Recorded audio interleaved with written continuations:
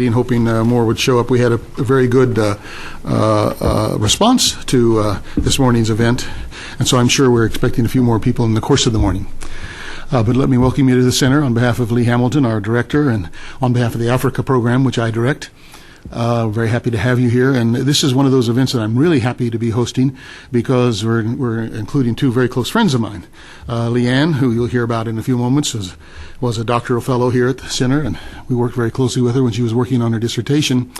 And then Bob Gribbin, to my immediate right, is an old Foreign Service colleague of mine and a personal friend. The purpose of today's meeting, of course, is to introduce Leanne's book, which you will find for sale out in the lobby when you leave. I just want to welcome you to the center. Of course, the center is the official monument to President Woodrow Wilson, where we try to bring together the worlds of ideas and the world of policy, and have events that illuminate some of the key problems of Africa. Obviously, today's event is very much in that line, looking at Rwanda and the genocide and the causes around that. I'm very, very happy to turn my duties over to Bob Gribbin, who is going to be moderating, but also is going to give us a little introduction and contextual flavor because he served as ambassador to Rwanda just after the genocide from 1995 to 98, was it? 99. He's a career Foreign Service officer. He's also been ambassador in the Central African Republic, served in posts all over the continent. And since his retirement, he's been doing a lot of work as roving ambassadors, chief of missions. He was back in Burundi, for instance, in the course of the work that we've been doing in Burundi, and was very helpful to us there. And he's always been a good friend, both of the Woodrow Wilson Center and the Africa program here, as well as personally. Bob has also written his own memoir on Rwanda, so he'll have a special insight into Leanne's work and comments. So again, welcome to all of you. We will have brief presentations by everyone, and then our normal question and answer. We hope to devote most of the time to interaction with you. Please remember we're being webcast, so that when you're going to ask a question, raise your hand, be recognized by Bob, and then wait for the microphone to get to you. Okay, Bob. Thank you, Steve. It's a pleasure to be here at the Woodrow Wilson Center this morning for another African program. And thanks to you, Steve, and congratulations on your appointment as the director of the center. And thanks to the Woodrow Wilson Center from the African Affairs community in the greater Washington area for hosting these very informative and useful programs about Africa. My task this morning is to provide a little bit of background, and I think I'll do that first and then introduce our principal speaker and our respondent. For hundreds of years, the Kenya-Rwanda-speaking people created a vibrant society in the hills surrounding the central Great Lakes of Africa. During the course of this evolution of their society, they devised a common tongue, Kenya-Rwanda, common customs, common myths of origins. But yet within the society there were some divided responsibilities. There were reciprocal obligations. It was a hierarchical society. It was basically an agro-pastoral society with the bulk of the people who became known as the ethnic group Hutu were farmers, and the smaller minority, about 15% of the population, were called Tutsis, and they were the owners and the keepers of cattle. But the society persisted and evolved under its own mechanisms for several hundred years before the arrival of Europeans. And one of the values or the practices of the society that I'm sure our speaker will go into more detail on was the practice of discipline, the deference of people in the society to those in the hierarchy above them, and obedience to their superiors. When the Germans showed up first to take control just before the turn of the last century, they quickly surmised that this complex society that was full of people and also the most densely populated part of Africa, even at that time, there was no room for white settlement. So Rwanda and Burundi were sort of targeted to become the labor pools for the colony in Tanganyika, and then later by the Belgians for the colony in the Congo. And because they had only limited interest thus in this region, they devised a system of indirect administration, essentially glomming on to the hierarchical governing system that existed and to make that work for their colonial administration. They did introduce cash crops like coffee because the people had to pay taxes. But one of the impacts of the colonial era was that it opened this theretofore closed society to visions of the outside world. There were more opportunities, there were more economic opportunities, there were other things you could do other than farm or keep cattle. And as the century progressed, the need for clerks and students, so the colonial authorities turned to the existing hierarchical establishment, and so it was the Tutsi sons who became the students and who ultimately became the clerks. The colonialists also came with them a certain amount of racist theories about groups of people and their physical appearance, and some being better than others, more like Europeans and so forth. And so this reinforced what was already a separation or identifiable differences between the different ethnic groups. The publishing of identity cards which listed ethnicity reinforced this sense of ethnic identity. But the divisions really became much more pronounced when politics came to the fore, as they did after the Second World War, when in the late 50s Rwanda moved towards a system of majority rule in 1959, not independence yet, but autonomy. And they had an election. And so obviously when 85% of the population is able to vote, they're going to vote in a Hutu government. And that, in fact, was what happened. But the agitation among the Hutu political parties at the time was essentially anti-Tutsi. It was really ethnic, the beginning of the politicization of ethnicity. And following the victory, the Tutsis were deemed to be the scapegoats. There was a certain amount of hut burning, property seizing, cattle taking, and hundreds of thousands of Tutsis departed Rwanda at the time to take refuge in Burundi, Zaire, Uganda, and a little bit in Tanzania. These people didn't take their loss of political power lightly, and for the next couple of years there were a series of raids coming mostly from Burundi by the Tutsi exiles, and this is when they became known or became called by the pejorative term Inyenzi, which means cockroaches.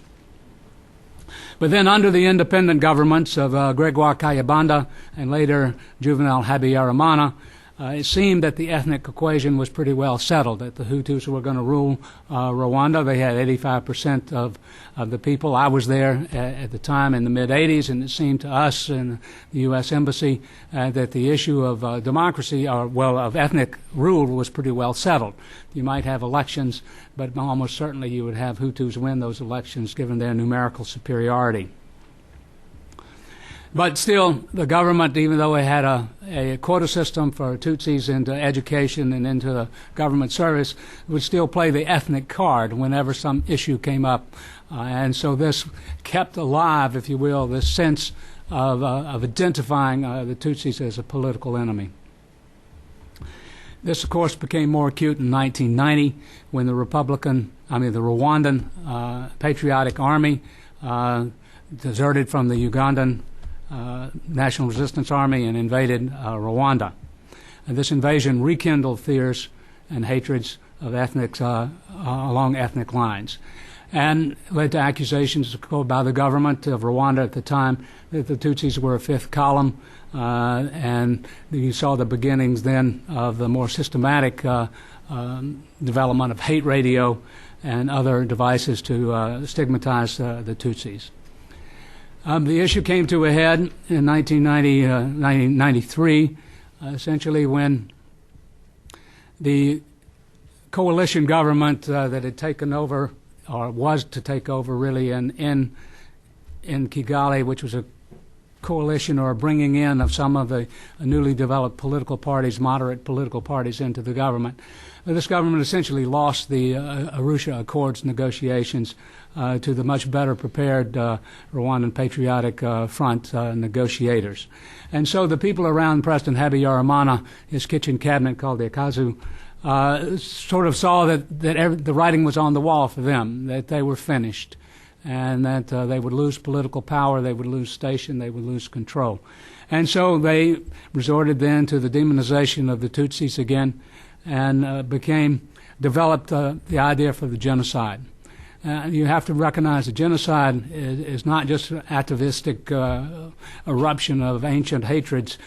Genocide is a political crime. It's decided by a group of people with a specific purpose of keeping themselves in power along the status quo that existed up until then. And to do this, they recognized that they had to kill all of them, or eliminate all of the moderate leadership that was challenging their control and their power, and eliminate all the Tutsis. And so it really then became an idea that they would perpetuate themselves in power. It was well planned. They recruited militia. They stockpiled weapons. They trained clandestinely. They developed lists. And they had a couple of trial runs. There were some massacres in the Bugesera area in the early 90s, and another one, the Bagogwe from the north, later on, and the international reaction to those test runs, if you will, was nil.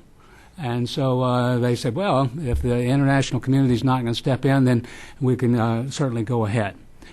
And so they did. April, May, and June 1994, up to 1 million people were killed. They were killed in their homes, in their gardens, on their hillsides, at roadblocks where they produced their identity cards that said they were Tutsi. They were taken to the side and killed. They were killed in the churches where they assembled for protection, and in soccer fields and in other government buildings. By mid-July 1994, it was pretty much over. Most of the Tutsis available to being killed were killed. And the RPA army that had stalled in the north during the years of the Arusha negotiations broke out of their enclave, moved south and then west, and wrapped up the country, and were in control by the end of July. What happened was very clear, but why it happened was not. In the aftermath of the genocide, the government had to figure out a way of how to deal with the genocidaires. Let me go back and say that one of the key aspects of the planning for the genocide was that the leaders who planned the genocides realized that it would be effective if they could involve as many people in the population as they could. And they succeeded in doing this. Estimates are that as many as 700 or 800,000 people participated in the genocide, in killing their neighbors, and in identifying people where people were hiding, and otherwise participating in this massacre that took place. But afterwards, they had to find some way of having to deal with these folks, and there was much deliberation about a new law. The murder law was not sufficient, so we had to draft a genocide law. There was a creation of the International Criminal Tribunal for Rwanda, which trolled globally and collected a number of the big fish. And then finally, some years later, a local judicial institution called Gacaca was modified to deal with the people that committed genocide. But in these years afterwards, Rwanda worked through an insurgency, a return of refugees, wars in the Congo, reconstruction, rehabilitation of the economy, restarting of the economy, restarting of the government, and some reconciliation. But the mystery of why people killed their neighbors so readily needed further exploration. And Ms. Fujii's research and book shed a great deal of light on that issue. And so with that, let me introduce her as our speaker. Leanne Fujii, as Steve mentioned, is a former Africanist doctoral fellow here at the Woodrow Wilson Center. She is a specialist in political conflict and violence. It's focused on local level violence that occurs during ethnic conflict and war. Her work has been supported by funding from Fulbright and the Diffley Faculty Fellowship from George Washington University. She is currently working on a new project that compares local participation in violence and atrocities across multiple cases. And also we have copies of her book for sale, and she'll be glad to sign them for you after this event. Let me continue on and introduce our respondent, Lars Waldorf, who is currently a senior lecturer in the International Human Rights Law at the Center for Applied Human Rights and the York Law School at the University of York. He was stationed in Rwanda, running the Human Rights Watch field office from 2002 to 2004. He's the author of numerous publications on Rwanda. He's currently writing a book on Rwanda's community genocide trials, the Gacaca system, and is co-editing a collection of essays in honor of Alison Deforge. So with those introductions and my brief introduction, let me turn it over to you, Professor, and away you go. Thank you so much, Bob, for that wonderful setting of the stage, which I would not have any time to cover, so thank you so much. Today I would like to share some of the findings from my book, Killing Neighbors, which, as Bob mentioned, addresses this central question of how ordinary people came to participate in the genocide in Rwanda. And the findings challenge a solely ethnic lens for looking at the genocide, as Bob also referred to. I'm going to skip over some of the background because Ambassador Gribbin did such a nice job of talking about that. But basically, it's important to understand and reiterate that Rwanda was not the most obvious place for a genocide to occur. Despite all the politicization of ethnicity, which obviously occurs in many places besides Rwanda, these were Hutu and Tutsi lived in the same communities, spoke the same language, followed the same religions, intermarried, etc. So these communities were living fairly peaceably for years. The trigger for the violence was the plane crash that killed the president on April 6th. And what's important to understand is that while it triggered massacres of a lot of political moderates in the capital, outside of the capital of Kigali, the violence followed a different path. The killings began at different times in different places, and the killers included thousands of these ordinary Hutu peasants who had never before killed, knew their victims, and had lived alongside them peaceably for years. Today I want to address three questions about these ordinary killers. The first is, how did these ordinary people come to join in the violence initially? How do you get people to enter into violence? And once these people joined, why did they continue their participation over time? Why is there not more evidence of people finding ways to shirk or evade further participation, for example? And the third question is, did ethnicity always determine people's fates, either their actions or what happened to them? There are two prominent sets of explanations that are put forth to answer the question of mass participation in genocide, and I call these the ethnic hatred and ethnic fear theses. According to the ethnic hatred thesis, Hutu killed because they had hated Tutsi for a long time, and when the opportunity came, they simply took it. The ethnic fear thesis argues that Hutu killed because they feared Tutsi or the Tutsi-led RPF, or conflated the two, and that they believed they faced a kill or be killed situation. There are three problems with these explanations that I talk about in the book. First, they overlook the dynamics of the violence. They assume that interests and identities remain fixed and stable from the beginning and through the violence. Second, they overlook the agency of all these ordinary killers. They assume people are simply acting on their emotions or automatically obeying leaders' orders. Third, they assume that ethnicity is the single most important cleavage that dictates all of social and political life, and that it hardens even further during periods of insecurity such as genocide and war. In the book, I propose an alternative framework where I look at genocide as, first, a dynamic process where interests and identities can and do change according to the context. From this alternative approach, I look at ordinary people as strategizing agents with their own interests, acting in a context of local, not just national, power relations. And third, this alternative approach looks at ethnicity as a script for violence, something people act out rather than an outside force that acts on people like gravity.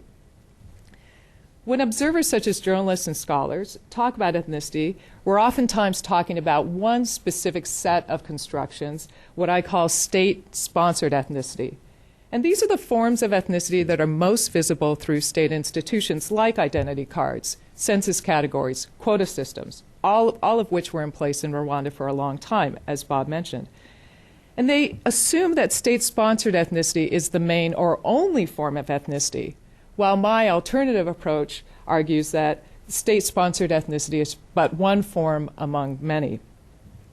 Just briefly to talk about how I collected my data, I spent 9 months in Rwanda in 2004, conducting the majority of that time conducting interviews in 2 research sites which are circled here on the map.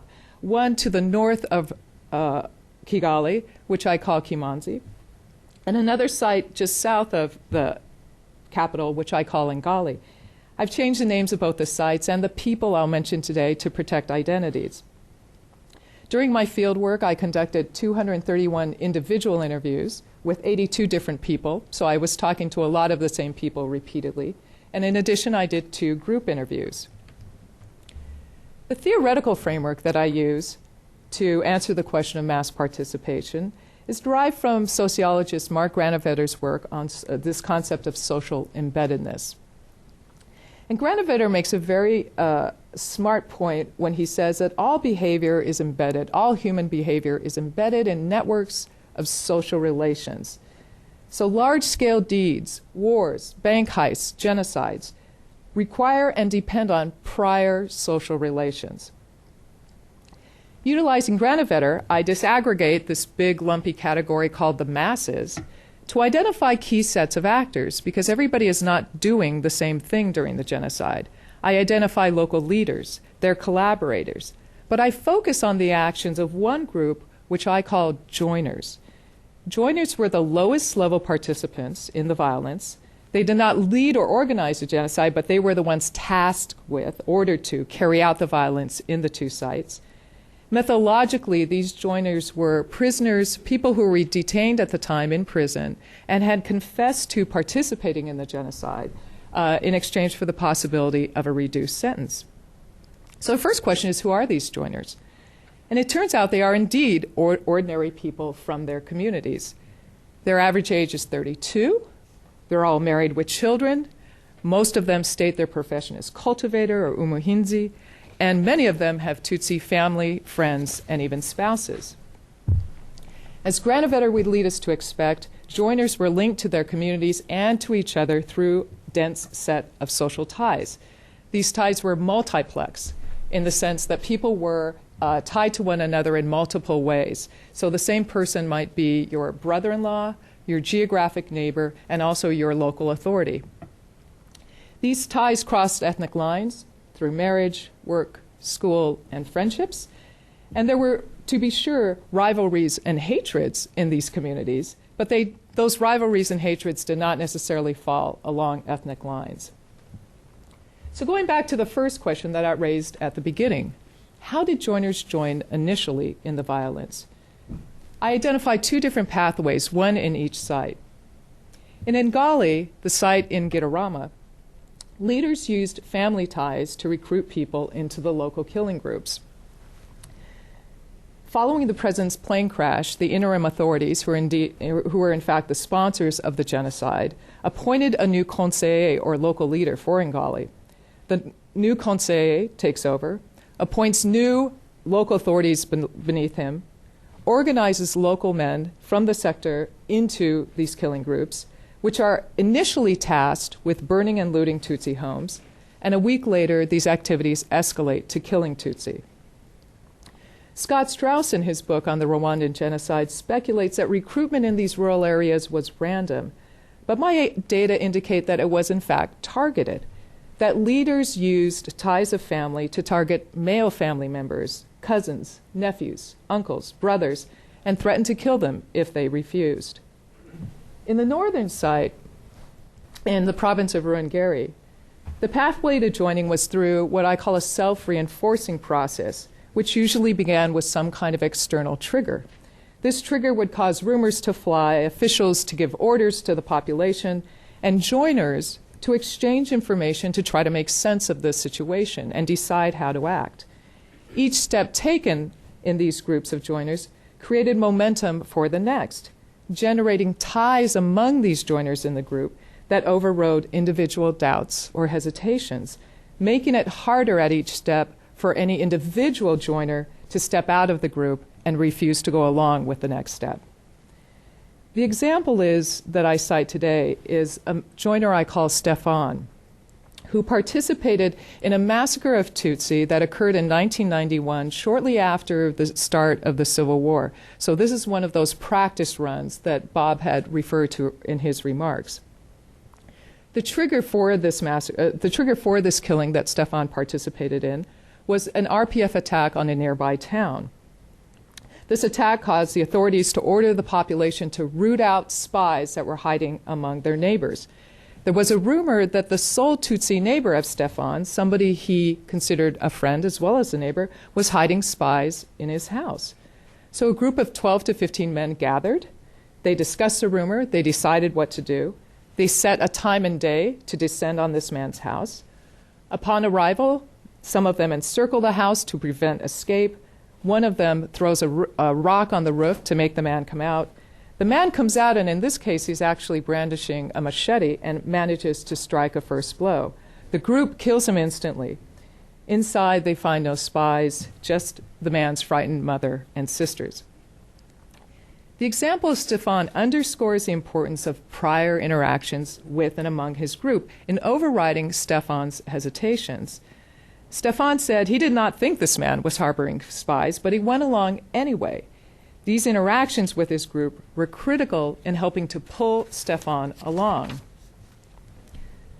One way to highlight this process of going along is to contrast how joiners like Stefan saw their situation with how resistors saw their situation. Joiners like Stefan saw themselves as essentially powerless, not that they didn't have any choices to make, but that they were unable to alter or change the outcome no matter what choice they made. This put the locus of agency, the power and will to act, on the group. Resistors, and what I mean by resistors are those who were pressured to participate but refused, did not see themselves as powerless. In fact, they drew a clear line between the activities they were willing to participate in and those they were not. They never looked to the group to figure out how to act or to simply go along. And my example is a resistor from Ngali, whom I call Frederic, who participated in night patrols very early on, as many Tutsi did as well, but refused to share in meat that was stolen from a pillaged cow of his neighbor.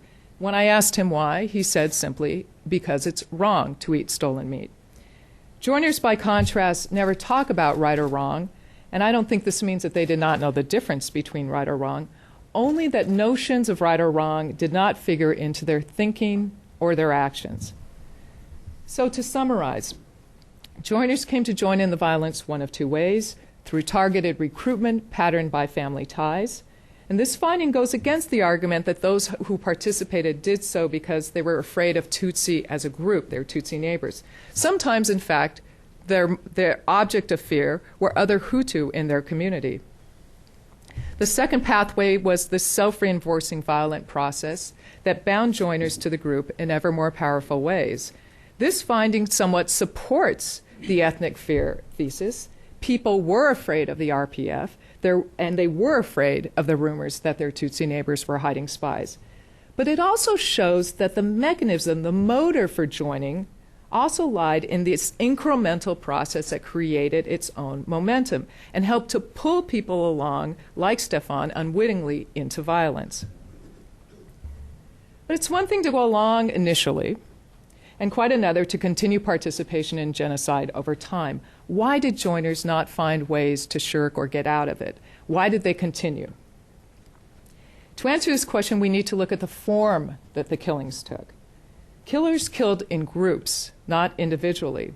These data are actually consistent with other studies of the genocide. Killings were performed in the sense that they literally had theatrical elements. They took place in broad daylight, in front of onlookers. Some in the groups wore costumes. These might be political party T-shirts, banana leaf headdresses. They would chant party slogans, beat on empty jerry cans to make their presence known. Killers did not just kill people. They also engaged in a host of other acts and violent acts and practices, such as chanting, encircling, digging, standing watch, watching others kill. These practices constituted the group as a particular kind of social actor, and once constituted, this new social actor engaged in those acts consistent with its identity, thereby reproducing the violence over time. As I argue in the book, killings produced groups, groups then produced killings. This constitutive explanation helps to account for certain patterns that we see. Why there were no or very few solo killers working on their own, when they certainly had the opportunity to do so. Tutsi were in fact unarmed and unable to defend themselves, and in many cases unable to even flee. Why joiners sometimes became targets themselves.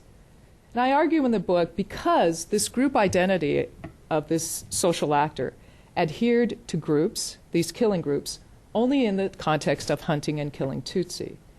It did not apply to individuals and was not salient outside the context of a group hunting and killing Tutsi. This means that even active killers behaved differently when they were not with their groups, when they weren't acting in their groups.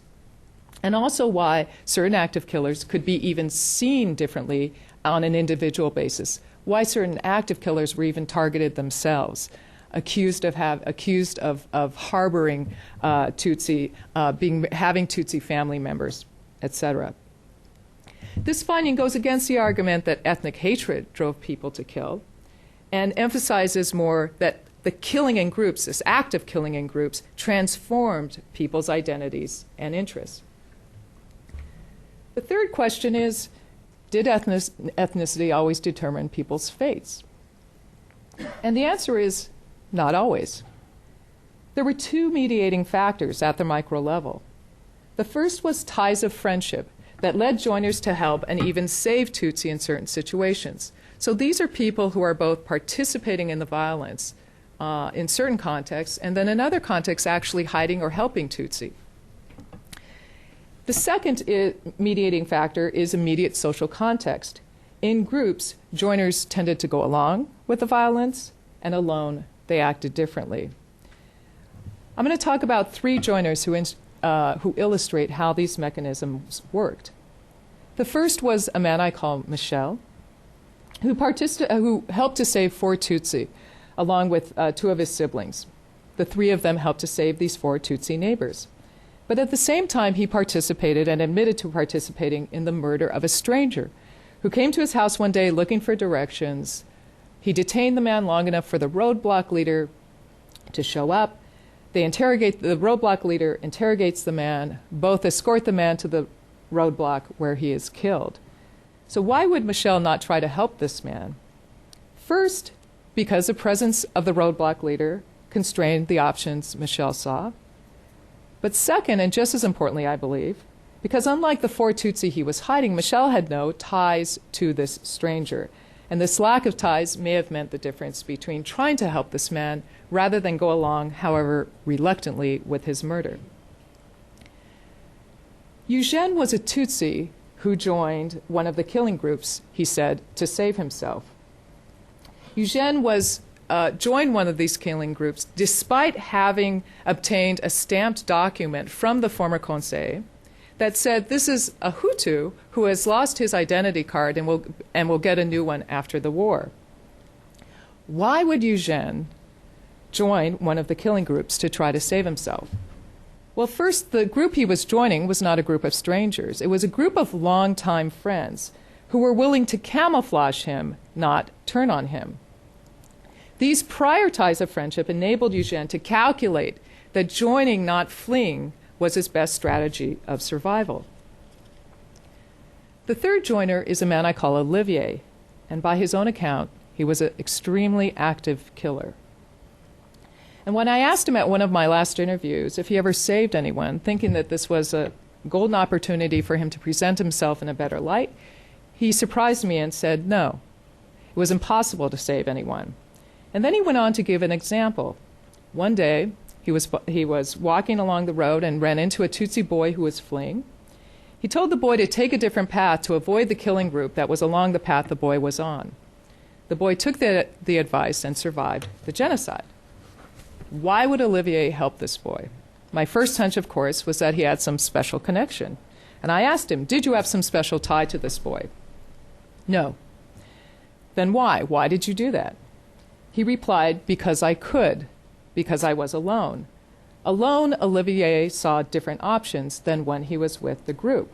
And indeed, Olivier's case suggests that immediate context, who is present, who is around, was more important than prior social ties.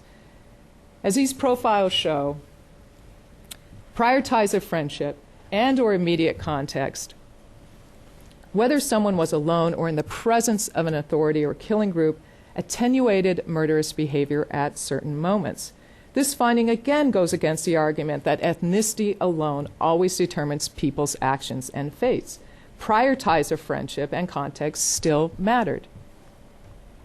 So the takeaways, I think, for a policy audience, such as we have here at the Woodrow Wilson Center, I leave you with two takeaways. The first is that even in genocide and ethnic war, context matters in determining how people act, whether they join in the genocide or not. Second, identities and interests do not start off fixed and stable. They can change over time. They can, in fact, change dramatically in a short period of time, depending on external events, as well as internal rivalries and dynamics. Both these findings challenge the argument that people's behavior is determined by their ethnicity alone during genocide and war. And what micro-level research, like my own book and others, shows is that even during genocide, ethnicity can be trumped by other factors, suggesting that genocides, like ethnic war, are more about power and politics, as Bob said in his remarks, rather than ancient or unchanging ethnic sentiments. Thank you.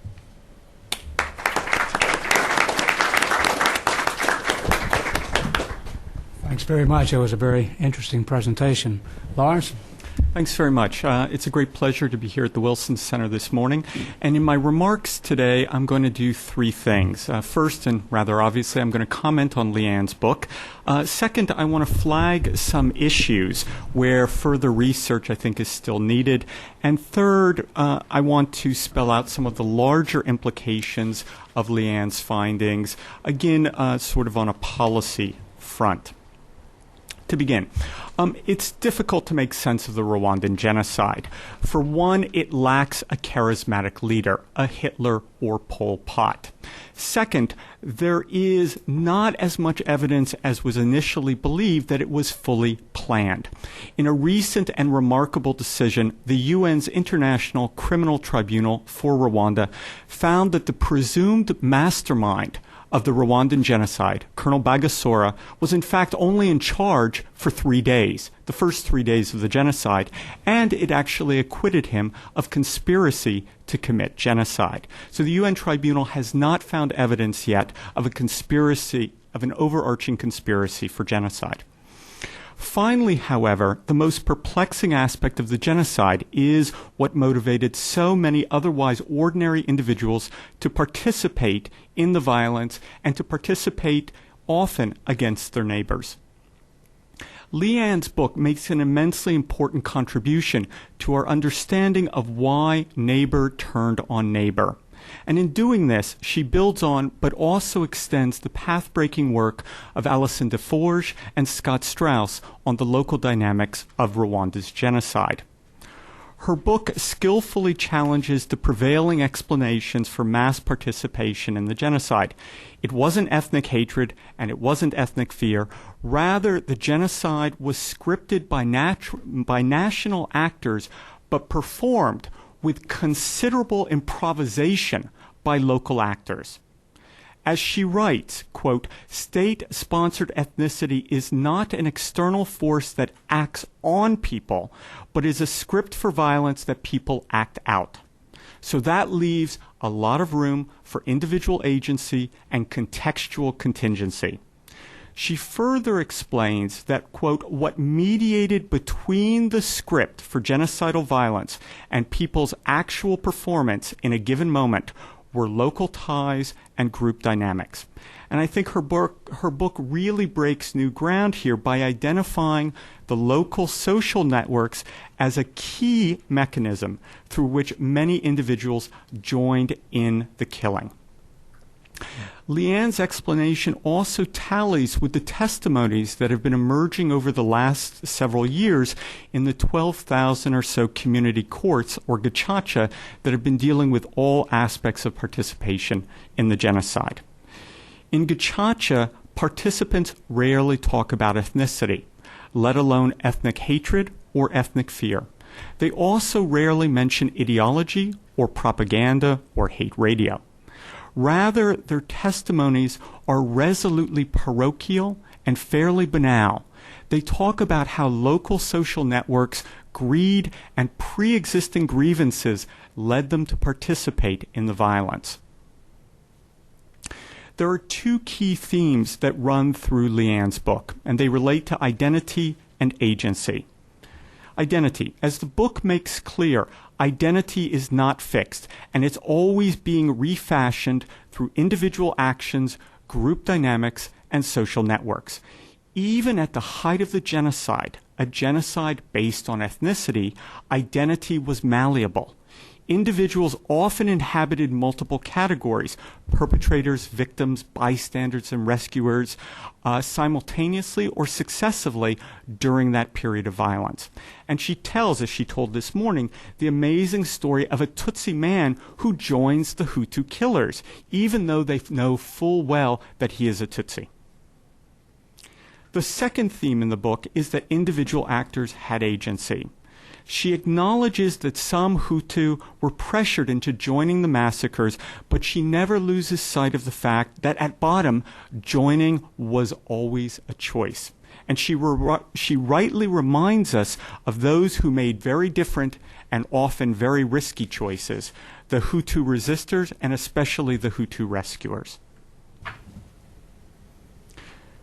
As I'm sure Leanne would be the first to recognize, or at least I hope so, her book raises further questions about local aspects of the genocide that could use further research. First, are social networks predictive? That is, can we distinguish between social networks that promote joiners into violence and those that promote resistors or rescuers? If so, that would be useful for policymakers wanting to create positive social capital in states that risk violence, that are prone to violence.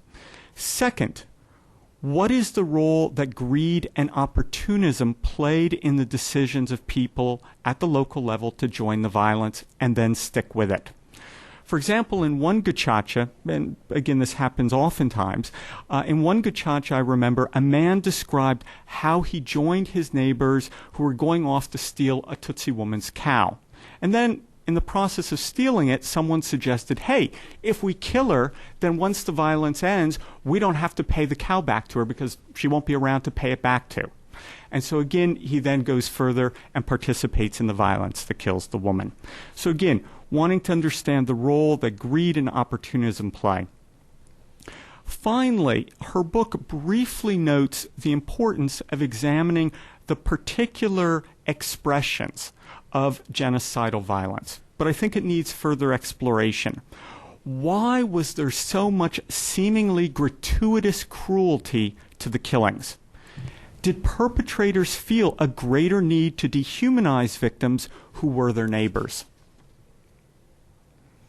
Now I want to say just a few words about the larger implications of Leanne's research.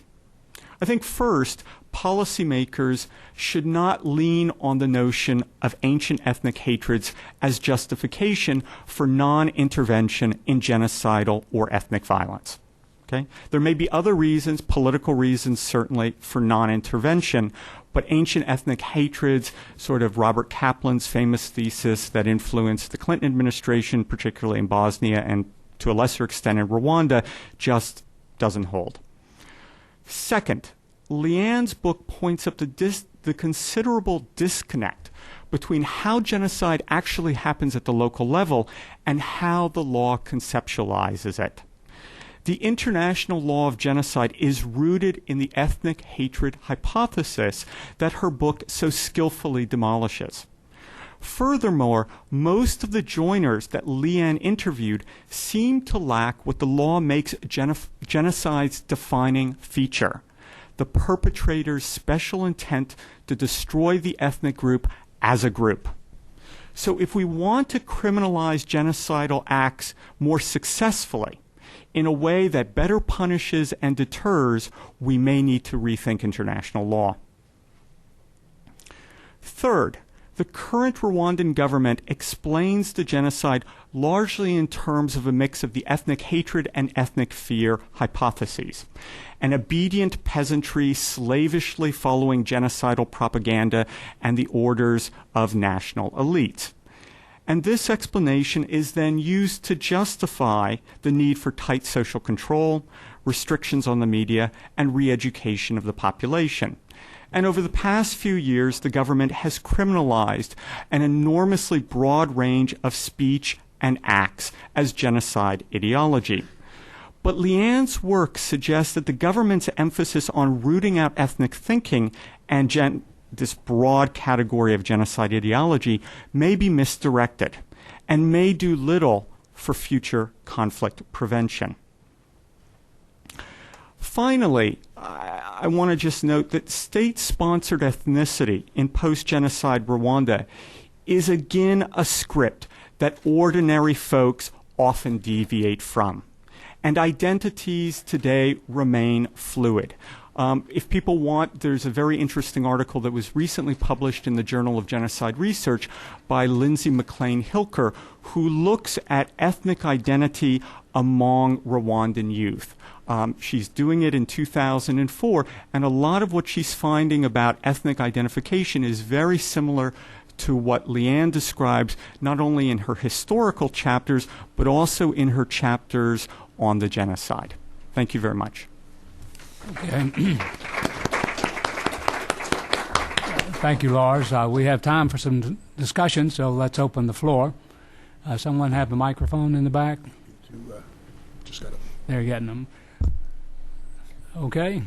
Well, let's take 3 questions, and then we'll let people answer. Right here in the back. Okay. Please identify yourself and your organization. Okay. Not sure this is working, but my name is George Topic. I work at the National Defense University. Leanne and I are old friends and co-students at GW. My question goes to the definition of genocide, because could you, in fact, use your research to, in fact, blur the definition of genocide? Because if you use this microanalysis, rather than saying, hey, look, it's a clear ethnic, a clear ethnic issue, don't you sort of undermine the case for genocide? Because it looks to me like you're describing is a whole series of conflicts that have to be deconstructed in order to figure out what exactly happens. Okay. Next. Greg. Yeah, I would have. It's on. I would have a similar comment. It sounds like, I think Lars made the comment that it was scripted at the national level, but carried out at the local level, and it probably still is important to have that script there, and granted that each locality has its own dynamic. But would a genocide or a mass killing of the kind that we saw have occurred unless there had been that national script? Okay, right behind you. Forget to identify. Hi, my name is Eleanor Thompson. I'm with the Public International Law and Policy Group. I guess 2 questions. One is, I wonder how this analysis fits into prevention of genocide work, looking specifically at the UN Special Advisor on the Prevention of Genocide's role and some of the framework indicators that office looks at in looking at mass violence, such as whether there are elections or some kind of event that could bring people together in groups in which they would be more prone to participate in mass violence. I wonder how that could possibly fit in, or maybe not, into your analysis. And then secondly, whether you see I'm sorry, I just blanked on my second question. I'll come back. Okay, go ahead. Okay, thanks so much for these excellent questions. What a great challenge, George. And I'm also going to defer to Lars on this because I think he might have more to say to this. I don't think it undermines genocide. When you talk about the definition of genocide, I mean, normally we're talking about the legal definition for legal purposes of prosecution and findings of guilt and punishment. I don't think the findings challenge that kind of legal definition. I think what it does is it helps to give us a more nuanced understanding of the dynamics of how people become involved in these genocides. And I also think that even though it turns out, as Lars was referencing the findings of the ICTR, that there's a lack of conspiracy. I mean, genocide is a planned event. But I think that, again, we need to look at, the fact that it's planned in a dynamic fashion, I don't think makes it any less organized. To Rick's question, the importance of organization and having that national script, I think, is spot on. I think you do need that national script. That is certainly a green light and a global framework in which people are told this is what's okay. I mean, they're told it in various ways, through meetings, face-to-face, by higher-ups, right? So these leaders operating in my two research sites are not operating alone. They are not entrepreneurial. They are following what's been handed down to them. So I agree that without that kind of national level script, you wouldn't have local killing. How does this analysis fit into conflict prevention? Lars and I were discussing this question of social capital last night, and I always cite this World Bank study by Coletta and, I'm forgetting the co-author's name. They did a study in both post-genocide Cambodia as well as Rwanda to understand social capital and what had happened to it and whether or not it was being regenerated. And the point that they make so well, and I think that my findings reinforce this idea, social ties and the things that one can do with social ties, the content of those ties are, in fact, neutral in terms of the uses to which they can be put. So what Coletta and Cullen talk about in this World Bank paper, and what I also refer to, is that the same mechanisms that can create good outcomes are also the same ties that can produce really awful outcomes. And to that end, I think that, and I thought about this question a lot, even though I don't engage it in the book very much. This idea of what does this say about how we should go about conflict prevention, not just conflict resolution. And I keep thinking from my research that it has to do with the alternatives, the alternative options, alternative centers of power that people see that they have. One thing that I perhaps didn't emphasize enough was the fact that these centers of power in these research sites, there were no alternatives. There were no alternative voices. So part of what's happening when these joiners are getting together, it's one kind of straight line discourse. There's no other discourse kind of fighting against that. There's no other local leaders saying, wait a minute, let's hold on here. This is a rumor, and it might be happening in this region, but it doesn't need to happen here. And actually, the data from the genocide support the fact that when there was any kind of countervailing voice or figure in a local community, that those people had to be replaced in order for violence to actually unfold. And so I think that really supports this idea that if there are outside any way to back political moderates, I mean, we face this problem obviously in Iraq right now.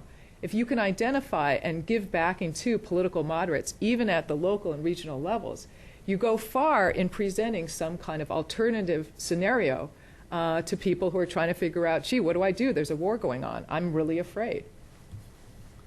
Lars, something to add? Yeah, I mean, I'll just say very quickly, in terms of the blurring of the definition of genocide, I do think that there is, and other people have explored it, like Martin Shaw, who's a sociologist, is that, sort of the legal definition and the sociological definition of genocide, how the law defines it, how it happens on the ground, are somewhat different. And I think the law of genocide is better for going after national level perpetrators than it is for getting at the intent and motivations of local level actors. But I do think, and it goes to the conflict prevention point, I think we get very hung up on the legal definition of genocide, which hampers us from stopping mass violence in places like Darfur. I mean, at some basic level, does it matter whether it's a crime against humanity or it's a genocide? No, we should just stop it. How do you stop it? Well, Leanne's research suggests that you need to also do more to stop it at a local level.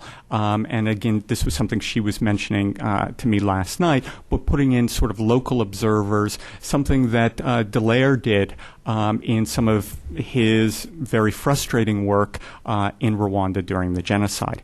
And then to Rick's point, I completely agree. You needed the national script. The national script opened up opportunities, spaces for opportunities at the local level for local elites to play with that script.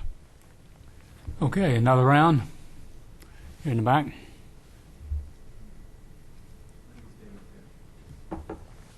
Is it working? My name is Damon Taylor, unaffiliated. Question for the ambassador. I'm just curious what your thoughts are as you listen to this discussion as someone who was on the ground, and a bit more specific, what does a diplomat do when they read a book or listen to a discussion about these issues in real terms, in real time, if they're faced with these kinds of issues, and naturally the tensions that exist within the world that you live? Here in the front.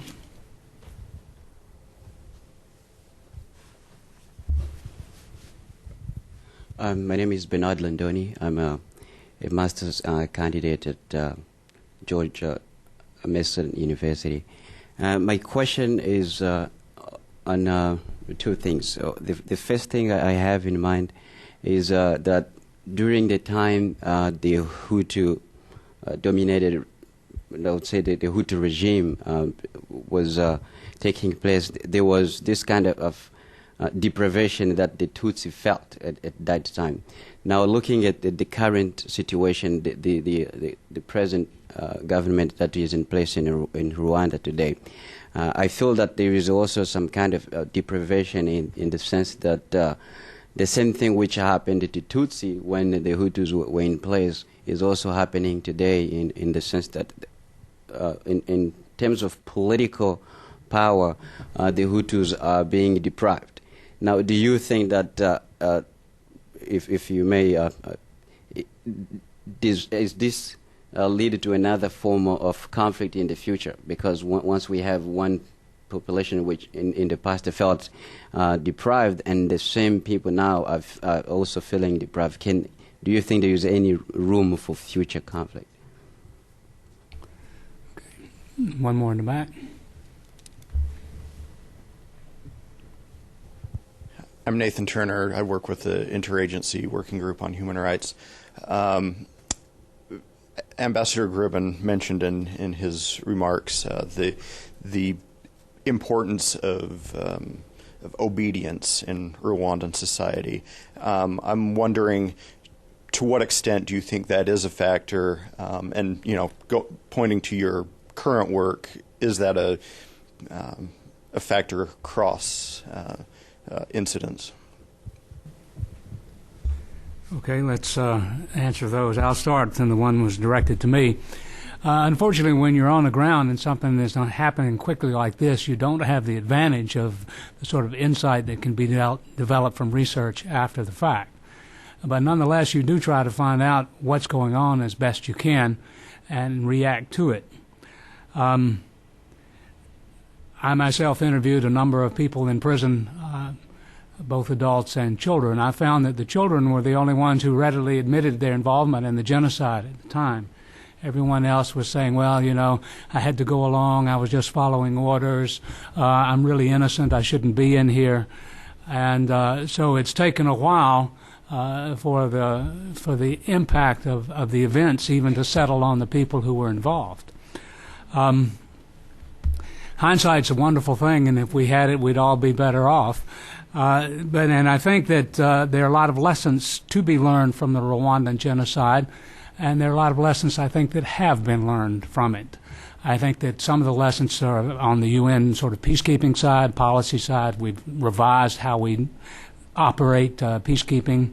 There are some policy issues of how the U.S. government wants to respond to things. We've tried to be more responsive, I think, to the situation in Darfur, although not very successfully, but at least in acknowledging the problem in a more forthcoming manner than we looked at the problem in Rwanda. I think our involvement in the eastern Congo now and the Kivu is also motivated by sort of this sense of prevention that we ought to do more. The Woodrow Wilson Center and others have done some marvelous work in conflict resolution in Burundi and in Liberia and in the Congo, and part of that is drawing from the lessons learned that we need to be more proactive in dealing with some of these things. I noticed, I said to Steve and Leanne just before we came in here, that there's a plethora of books about Rwanda, probably more books about Rwanda now than any other country in Africa, except perhaps South Africa. And that's good. It means that we are studying the situation and that we are learning something. I want to respond to your question about what the situation is today. And I think that what I try and teach my students is that to understand Rwandan politics, either leading up to or during the genocide as well as afterwards, it doesn't really help to just look at it through, again, this Hutu-Tutsi lens. And the reason for that is because the divisions within groups are just as important, sometimes I would argue more important, than this more facile division that outsiders see as Hutu-Tutsi. So that what's important to understand today is not that Tutsi are in power, but a particular group of actors are in power who have a particular relationship to the country. These are the invading army, the Rwandan Patriotic Army, the Rwandan Patriotic Front that is now in power. These were families who had to flee violence in Rwanda during the transition from the colonial period to independence.